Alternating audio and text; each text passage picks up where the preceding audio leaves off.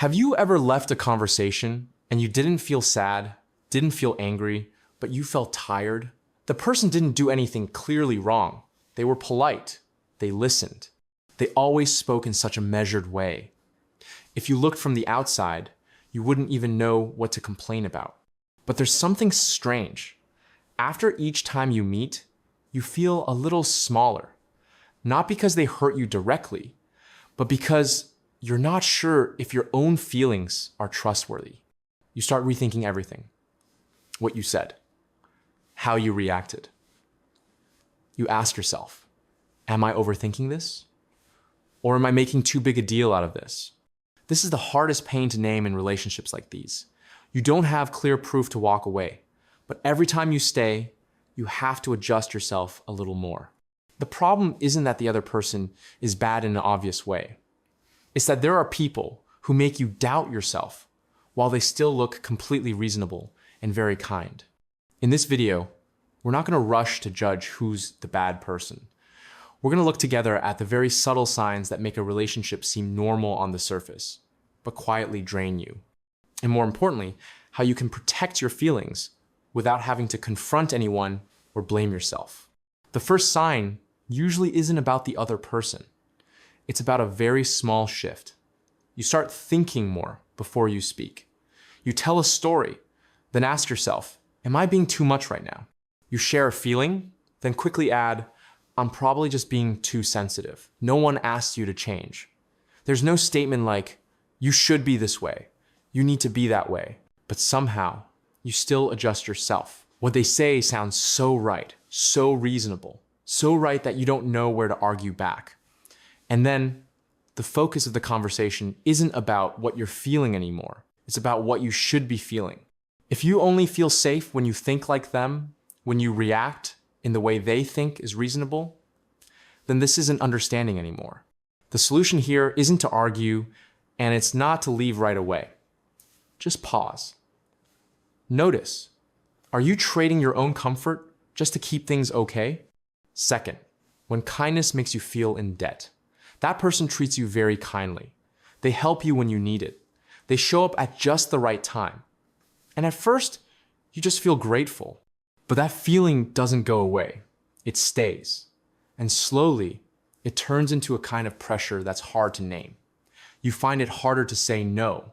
You stay longer than you want to. You listen, even when you're already very tired. No one is forcing you. No conditions were spoken out loud. It's just that you feel like you owe them. You owe them attention. You owe them time. You owe them your presence. In a healthy relationship, kindness doesn't leave you feeling in debt. It doesn't make you stay just because it feels hard to leave. If you realize you're staying because you feel guilty, not because you really want to, then maybe this is the time you need to pause and ask yourself a very simple question. If I didn't feel like I owed them, would I still want to be here? The answer will tell you more than you think. Third, when they're always right and you're always the one adjusting. There are some relationships with no fights, no noise, no tension, no one raises their voice. But in that calm, you're the one who always moves. Every time there's a difference, you're the one who gives in. Not because you're wrong and not because you don't have a point, but because you're not sure enough to hold on to your own view. You apologize first. You explain more. You change yourself so things can be peaceful. When only one way of thinking is always seen as reasonable and the other way always needs to be reconsidered, you won't lose your voice right away, but you will slowly lose trust in your own thoughts. The solution here isn't to argue about right or wrong. It's to ask yourself, why am I always the one who has to adjust? Fourth, when you have to explain your own feelings. There are times you feel something's off. It's not too serious, just a light, uncomfortable feeling. You start to share. But instead of being heard, you get explanations back. You say more to make it clear. You quickly explain that you didn't mean it that way. You stress that you're not overthinking it. No one denies your feelings. It's just that they always need to be proven.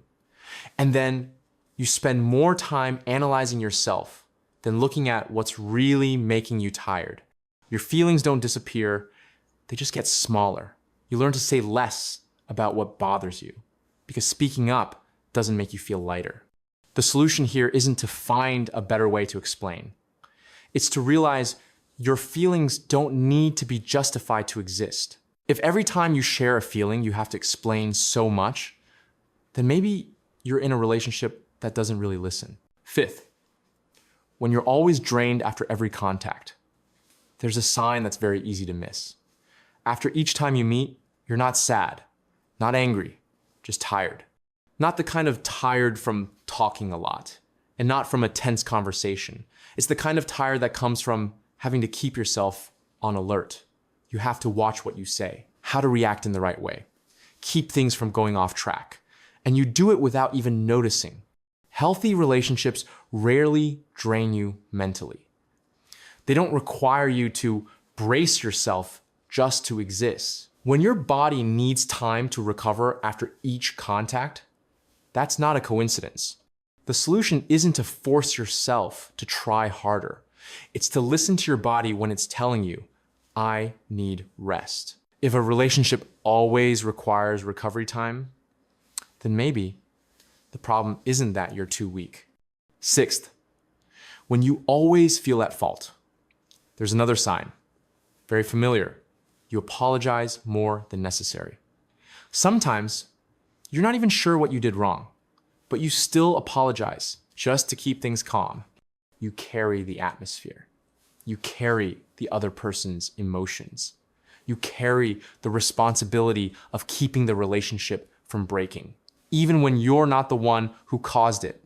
Over time, apologizing becomes a habit, not because you're weak, but because you've gotten used to taking the blame to avoid conflict. In a healthy relationship, responsibility is shared. No one has to carry everything just to keep things calm.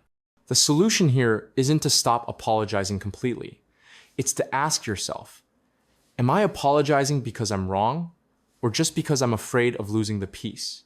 If you're always the one who feels at fault in the silence, then maybe it's time to gently reset your boundaries. The important thing to say clearly is, these signs rarely appear alone.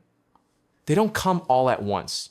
They come little by little, quietly, and that's why many people stay for a very long time in relationships that drain them while still believing it's their fault. A healthy relationship doesn't require you to constantly fix yourself just to be allowed to stay. It lets you be different. It lets you be silent when you need to. It lets you say no without having to explain too much. If you recognize yourself in these signs, the first thing isn't to confront, and it's not to cut ties. Just pause, keep a little distance, and listen to your own reaction when you're no longer trying to please anyone. If you feel more at ease when you're away from someone, then that feeling has already said so much for you. Not all kindness is worth trading your peace for, and you don't have to become a different version of yourself just to keep a relationship. Trust your feelings. If this video made you pause and think, hold on to it as a gentle reminder for yourself.